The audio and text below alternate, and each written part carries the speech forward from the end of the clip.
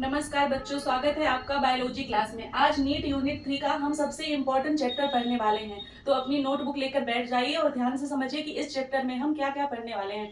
एक ही चैप्टर में आसान भाषा में हिंदी में आपको पूरा चैप्टर क्लियर होगा और अच्छे से सारी चीजें समझ में आएंगी। मैं एक एक चीज को आपको आसान भाषा में समझाने की पूरी कोशिश करूंगी। तो चलिए देखिए कि आज हम क्या पढ़ेंगे इस चैप्टर में।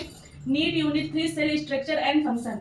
इसमें हम पढ़ेंगे कोशिका का परिचय, कोशिका की खोज, सेल थ्योरी, प्रोकैरियोटिक और यूकैरियोटिक सेल में अंतर, प्रोकैरियोटिक सेल क्या होता है, यूकैरियोटिक सेल क्या होता है, सेल मेम्ब्रेन पढ़ेंगे, सेल वॉल और cytoplasm, nucleus, chromosome and DNA. उसके बाद सेल ऑर्गेनल्स पढ़ेंगे, क्या होते हैं, mitochondria, endoplasmic reticulum, Golgi body, ribosome, lysosome, vacuole, plasmids. इतना पढ़ेंगे आज हम इस चैप्टर में। उसके बाद लास्ट में पढ़ेंगे plant cell and animal cell में अंतर क्या होता है। उसके बाद इंपॉर्टेंट नीड एमसीक्यू करेंगे और ट्रिक्स करेंगे कि कैसे किसी चीज को याद करने की ट्रिक्स को सीखेंगे कि हम कैसे याद करेंगे। तो आज हम इस चैप्टर में आसान भाषा में ये सारी चीजें कवर करने वाले हैं। पढ़ने वाले हैं कोशिका का परिचय। कोशिका की खोज किसने की, मृत कोशिका की खोज किसने की, जीवित कोशिका की खोज किसने की, कब की, कैसे की। तो आज हम सबसे पहले जानेंगे कोशिका के बारे में। कोशिका है क्या। कोशिका जीवन की संरचनात्मक और क्रियात्मक इकाई है। ये सबसे छोटी इकाई, हमारे शरीर के जितने भी कार्य होते हैं वो कोशिका के द्वारा ही होते हैं। इसमें बहुत सारे ऑर्गन्स पाए जाते हैं, इसी में प्रोटीन बनता है, इसी में ऊर्जा बनती है, बहुत सारी चीजें हमारी कोशिका के अंदर होती हैं और हमारे शरीर में बहुत सारी कोशिकाएं पाई जाती हैं। तो चलिए समझते हैं सब कोशिका का परिचय। सबसे पहले रॉबर्ट हुक नामक वैज्ञानिक ने कोशिका की खोज की थी। सन 1665 ईस्वी में रॉबर्ट हुक ने कार्क की पतली स्लाइड को माइक्रोस्कोप से देखा था। कार्क की पहली इस स्लाइड से माइक्रोस्कोप से देखा था कि उन्होंने छोटे छोटे खाने देखे जिसे उन्होंने मृत कोशिका का नाम दिया। ठीक है। उसके बाद फिर हमारे वैज्ञानिक आए लिवेनहॉक ने जीवित कोशिका की खोज की थी। उन्होंने कहा था सबसे पहले जीवित कोशिका देखी। उन्होंने सबसे पहले अपने माइक्रोस्कोप द्वारा सबसे पहले जीवित कोशिका को देखा था। और उन्होंने किसका अध्ययन किया था, बैक्टीरिया और सूक्ष्मजीवों का। उन्होंने जीवित बैक्टीरिया और सूक्ष्मजीव देखे लिवेनहॉक ने। रॉबर्ट हुक ने मृत कोशिका की खोज की थी और इन्होंने जीवित कोशिका की खोज की थी। इन्होंने बैक्टीरिया और छोटे छोटे सूक्ष्मजीवों को देखा था। इन्हें क्या कहा जाता है, ल्यूमेनहॉक को क्या कहा जाता है, फादर ऑफ मॉर्फोलॉजी कहा जाता है। फादर ऑफ मॉर्फोलॉजी कहा जाता है। कोशिका शरीर की सबसे छोटी और जीवित इकाई है। कोशिका हमारे शरीर की सबसे छोटी और जीवित इकाई है जो शरीर की संरचना और सभी कार्यों के लिए जिम्मेदार है। जो हमारे शरीर की सभी संरचना और सभी कार्यों के लिए जिम्मेदार है।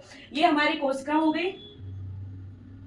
कोशिका भी हमारी दो प्रकार की होती है, प्रोकैरियोटिक और यूकैरियोटिक। एक प्लांट सेल होती है और एनिमल सेल होती है। प्लांट सेल में सेल वॉल पाई जाती है, एनिमल सेल में सेल वॉल नहीं पाई जाती है। ऑर्गन्स इसमें पाए जाते हैं, इसमें न्यूक्लियस पाया जाता है, माइटोकॉन्ड्रिया पाया जाता है, एंडोप्लाज्मिक रेटिकुलम पाया जाता है, गोल्जी बॉडी पाई जाती है। इसके अंदर बहुत सारे ऑर्गन्स पाए जाते हैं। तो उनके बारे में हम समझेंगे कि इनका कार्य क्या है। ये हमारे जो एक कोशिका के अंदर ये सारे ऑर्गन्स पाए जाते हैं। तो आज हम देखेंगे कि ये कार्य कैसे करते हैं। सेल परिचय देख लिया कि सेल क्या होता है, सेल की खोज किसने की, मृत कोशिका की खोज किसने की, जीवित कोशिका की खोज किसने की। अब हम समझेंगे कि सेल थ्योरी किसने दी।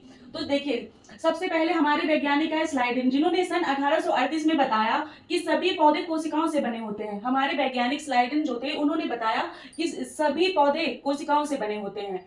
और दूसरे वैज्ञानिक है श्वान, जिन्होंने सन 1839 में बताया कि सभी जंतु कोशिकाओं से बने होते हैं। दोनों का मत अलग अलग था। एक ने बताया कि सभी पौधे कोशिकाओं से बने होते हैं और एक ने बताया कि सभी जंतु कोशिकाओं से बने होते हैं।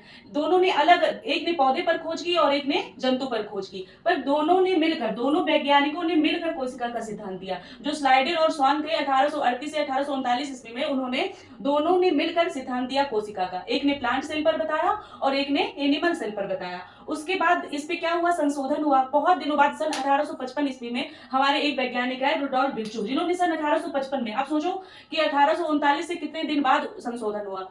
उन्होंने बताया कि जो हमारी नई कोशिका बनती है वो हमारे पहले से मौजूद कोशिका से बनती है। मतलब हमारी पुरानी कोशिका से ही नई कोशिका का निर्माण होता है। हमारी पुरानी कोशिका से ही नई कोशिका में, जिस प्रकार की माँ से बच्चे होते हैं तो पहले माँ होती है, उसके बाद ही तो बच्चे होते हैं। मतलब पुरानी चीज से नई कोशिका। जैसे हमारे पास कोई ज्ञान है, हमें पहले से कोई चीज आती है, उसी के आधार पर हम नई चीजें सीखेंगे।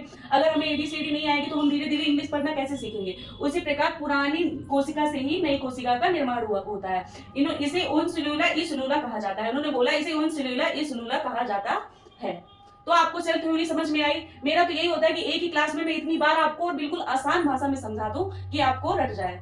चलिए अब पढ़ते हैं। अब समझेंगे कि कोशिका के कितने पार्ट में बांटा गया है, कोशिका को कितने भागों में बांटा गया है। तो कोशिकाओं को दो भागों में बांटा गया है। इसके दो मुख्य भाग होते हैं, एक होती है प्रोकैरियोटिक सेल और एक होती है यूकैरियोटिक सेल। एक होती है प्रोकैरियोटिक सेल और एक होती है यूकैरियोटिक सेल। तो सबसे पहले हम समझेंगे कि प्रोकैरियोटिक सेल क्या होती है। ऐसी कोशिका जिसमें ट्रू न्यूक्लियस नहीं होता। प्रोकैरियोटिक सेल ऐसी सेल होती है जिसमें ट्रू न्यूक्लियस नहीं पाया जाता, इसमें न्यूक्लियस नहीं पाया जाता है। इनका डीएनए न्यूक्लियस मेम्ब्रेन से घिरा नहीं रहता। इनमें जो डीएनए रहता है उनका मेम्ब्रेन डीएनए मेम्ब्रेन से घिरा हुआ नहीं रहता। इनका जो डीएनए रहता है वो मेम्ब्रेन से घिरा हुआ नहीं होता है। इनका आकार छोटा होता है और इनकी बहुत सरल संरचना होती है। इनका आकार भी छोटा होता है और इनकी बहुत सरल संरचना होती है।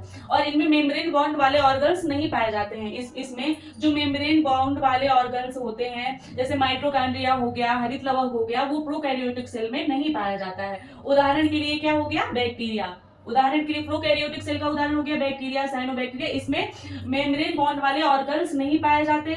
ये इनका डीएनए न्यूक्लियस मेम्ब्रेन से घिरा हुआ नहीं होता। इसमें ट्रू न्यूक्लियस नहीं पाया जाता। ये इसकी बहुत ही सरल संरचना होती है। अब आते हैं यूकैरियोटिक सेल में। यूकैरियोटिक सेल क्या होता है, ऐसी कोशिका जिसमें ट्रू न्यूक्लियस होता है। अब यूकैरियोटिक सेल में ट्रू न्यूक्लियस पाया जाता है। प्रोकैरियोटिक सेल में ट्रू न्यूक्लियस नहीं पाया जाता, यूकैरियोटिक सेल में ट्रू न्यूक्लियस पाया जाता है। डीएनए न्यूक्लियस मेम्ब्रेन से घिरा हुआ रहता है। जो हमारा डीएनए रहता है वो न्यूक्लियस मेम्ब्रेन से घिरा हुआ रहता है। इसका आकार बड़ा होता है। जो यूकैरियोटिक सेल है इसका आकार कैसा होता है, बड़ा होता है। मेम्ब्रेन बॉन्ड ऑर्गन्स इसमें पाए जाते हैं। मेम्ब्रेन बॉन्ड वाले ऑर्गन्स में इसमें सब पाए जाते हैं, माइटोकॉन्ड्रिया सब इसमें, जिसमें मेम्ब्रेन मतलब डबल मेम्ब्रेन वाले पाए जाते हैं, एकल मेम्ब्रेन वाले पाए जाते हैं, इसमें पाए जाते हैं। उदाहरण के लिए हो गया प्लांट सेल और एनिमल सेल। तो क्या आपको समझ में आया कि प्रोकैरियोटिक सेल और यूकैरियोटिक सेल में अंतर क्या है। इसमें क्या होता है, इसमें न्यूक्लियस पाया जाता है, इसमें न्यूक्लियस नहीं पाया जाता। प्रोकैरियोटिक सेल में न्यूक्लियस नहीं पाया जाता, यूकैरियोटिक सेल में न्यूक्लियस पाया जाता है। इसमें मेम्ब्रेन बॉन्ड वाले ऑर्गन्स नहीं पाए जाते, इसमें पाए जाते हैं। बस इतना सिंपल सा अंतर है। इतना समझ लोगे तो समझ में आ जाएगा। उसके बाद फिर आगे बढ़ते हैं बच्चों। अब उसके बाद समझेंगे कि सेल मेम्ब्रेन क्या होती है। सेल मेम्ब्रेन के बारे में समझेंगे कि ये क्या होती है। ये कोशिका की सबसे बाहरी परत होती है। ये कोशिका की सबसे बाहरी परत होती है। हमारी दो सेल होती है, एक होती है ये प्लांट सेल हो गई और ये एनिमल सेल हो गई। लेकिन ये प्लांट सेल में ये कोशिका की सबसे बाहरी परत नहीं होती, क्योंकि इसके बाहर एक परत और होती है जिसे क्या कहते हैं, जिसे सेल वॉल कहते हैं। लेकिन एनिमल सेल में सेल वॉल नहीं पाई जाती है। तो हमको ये समझना है कि प्लांट सेल की सबसे बाहरी परत कौन सी होती है, सेल वॉल होती है, और इसमें सेल वॉल नहीं पाई जाती है। एनिमल सेल में सेल वॉल नहीं पाई जाती है। ठीक है, इतना समझ में आया। तो चलिए समझते हैं। ये कोशिका की सबसे बाहरी परत होती है। ये बहुत ही पतली और लचीली होती है। ये क्या होती है, ये बहुत पतली और लचीली होती है। ये कोशिका को सुरक्षा प्रदान करती है। जो हमारी सेल मेम्ब्रेन होती है वो क्या करती है, वह कोशिका को सुरक्षा प्रदान करती है। इसे और क्या कहा जाता है, इसे प्लाज्मा मेम्ब्रेन भी कहा जाता है। ठीक है, और इसका कार्य क्या होता है, कोशिका को आकार देना। जो हमारी सेल मेम्ब्रेन होती है ये कोशिका को क्या करती है, आकार देती है। बाहरी सुरक्षा प्रदान करती है, बाहर से सुरक्षा प्रदान करती है। पदार्थों के अंदर बाहर जाने को नियंत्रित करती है। कोई पदार्थ अंदर जा रहा है, बाहर जा रहा है, तो ये उसको नियंत्रित करती है। ये कुछ पदार्थों को अंदर जाने देती है और कुछ पदार्थों को बाहर ही रोक देती है। तो क्या आपके समझ में आया सेल मेम्ब्रेन क्या है। एक बार और अच्छे से आसान भाषा में समझो। ये कोशिका की सबसे बाहरी परत होती है। बाहरी परत समझ में आया कि सबसे बाहरी परत होती है, लेकिन किसमें होती है, एनिमल प्लांट में ये सबसे बाहरी परत होती है। लेकिन सेल जो प्लांट वाली सेल है, प्लांट सेल है, उसमें ये सबसे बाहरी परत क्या होती है, सेल वॉल होती है। ठीक है, इतना समझ लेना। उसमें वो नहीं पाई जाती है, इसमें सेल वॉल नहीं पाई जाती। एनिमल सेल में सेल वॉल नहीं पाई जाती और इसमें सेल वॉल और एनिमल सेल दोनों पाई जाती है। ठीक है, ये कोशिका की सबसे बाहरी और पतली लचीली परत होती है। ये कोशिका को सुरक्षा प्रदान करती है। इसको प्लाज्मा मेम्ब्रेन भी कहा जाता है। इसका कार्य होता है कोशिका को आकार देना, सुरक्षा प्रदान करना, पदार्थों को अंदर बाहर भेजना और उसको नियंत्रित करना। कुछ पदार्थों को अंदर जाने देती है, कुछ पदार्थों को बाहर ही रोक लेती है। अब इससे रिलेटेड मैं आपको कुछ बहुत ही डिफिकल्ट ऑब्जेक्टिव क्वेश्चन दूंगी, जिसके आंसर आपको कमेंट में बताना है। और उसके बाद अगली क्लास में हम अगला पढ़ेंगे। कल का क्या पढ़ना है, कल माइटोकॉन्ड्रिया जितने ऑर्गन्स हैं वो सब पढ़ेंगे। न्यूक्लियस के बारे में जानेंगे कि न्यूक्लियस क्या है, कल की क्लास में हम जानेंगे। आज हम एमसीक्यू करेंगे। मैं बुक से आपको लिख के देती हूँ, आप बताओ, उनके आंसर बताओ।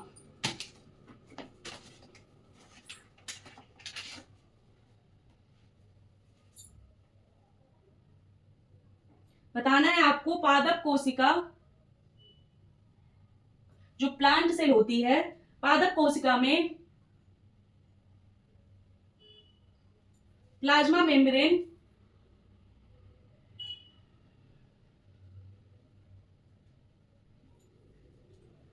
पाया जाता है। क्या पादप कोशिका में प्लाज्मा मेम्ब्रेन पाई जाती है, ये आपको बताना है। तो इसके ऑप्शन है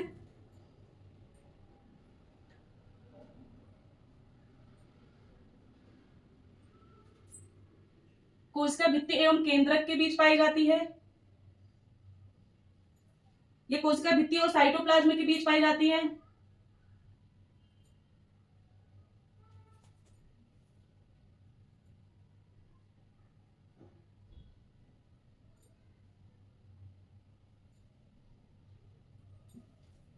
कोशिका भित्ति एवं रिक्तिका के बीच पाई जाती है, सेल वॉल कोशिका भित्ति या रिक्तिका के बीच,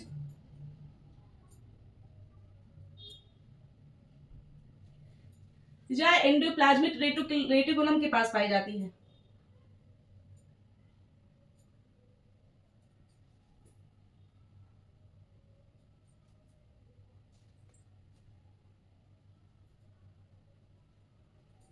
आपको बताना है कि पादप कोशिका प्लाज्मा मेम्ब्रेन पाई जाती है कोशिका भित्ति एवं केंद्रक के बीच, या कोशिका भित्ति और साइटोप्लाज्म के बीच, या कोशिका भित्ति रिक्तिका के बीच, या एंडोप्लाज्मिक रेटिकुलम के पास पाई जाती है। आपको इसका आंसर बताना है। दूसरा क्वेश्चन है जीवद्रव्य कला की संरचना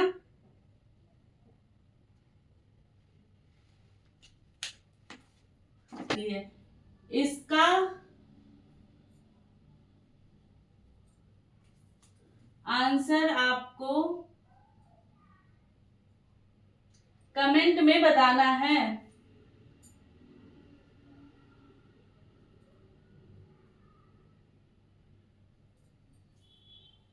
ध्यान से क्वेश्चन पढ़ लीजिए और देखिए, पादप कोशिका प्लाज्मा मेम्ब्रेन के बीच पाई जाती है, कोशिका भित्ति एवं केंद्रक के बीच पाई जाती है। जो हमारी पादप कोशिका है, पादप कोशिका के बारे में तो मैंने आपको अभी समझाया ना, और कोशिका भित्ति के बारे में पूछ रहा है। पादप कोशिका में प्लाज्मा मेम्ब्रेन कहाँ पाई जाती है? पादप कोशिका, तो कोशिका भित्ति तो बाहर होती है, मैंने तो बताया ना कि सबसे पहले क्या आती है प्लांट सेल में, कोशिका भित्ति आती है। तो वो पूछा कोशिका भित्ति एवं केंद्रक के बीच पाई जाती है, कोशिका भित्ति साइटोप्लाज्म के बीच पाई जाती है। जो हमारे ये होती है सेल, प्लांट सेल ही हो गई, तो ये हो गई हमारे, क्या हो गया, ये सेल वॉल हो गई, ये मेम्ब्रेन हो गई, इसके बीच ये द्रव्य भरा होता है, और इसमें ये न्यूक्लियस होता है, इसके बीच इसके अंदर बहुत सारे ऑर्गन्स पाए जाते हैं। तो आपको इस क्वेश्चन का आंसर कमेंट में बताना है। उसके बाद अगला पढ़ना है हमको माइटोकॉन्ड्रिया के बारे में, न्यूक्लियस के बारे में, तो वो सब हम कल की क्लास में पढ़ेंगे। ठीक है, थैंक यू। अगर आपको क्लास अच्छे से समझ में आई हो तो चैनल को सब्सक्राइब जरूर करें।